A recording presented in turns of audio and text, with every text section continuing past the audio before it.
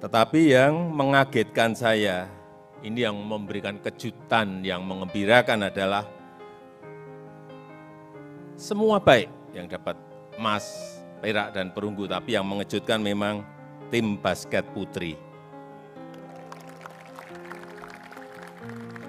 Karena kita nggak pernah dapat emas, sudah 64 tahun.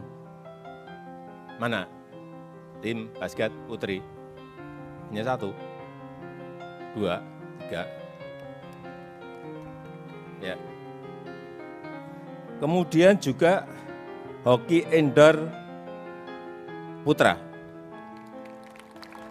dan kriket putri. Ini kita baru berhasil mendapatkan emas itu sejak pertama kali ikut SEA Games. Mana ini? Hoki indoor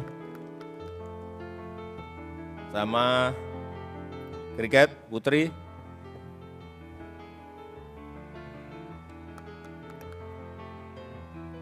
Dan juga tim sepak bola.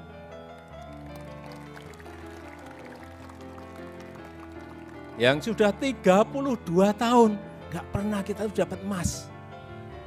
Nggak dapat. 32 tahun. Nggak pernah dapat emas. Ini dapat. Mana ini bola? Oh, di belakang. Ya.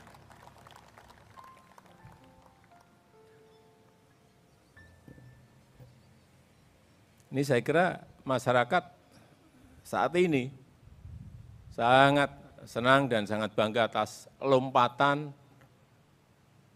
perolehan medali emas yang berada di 87 emas.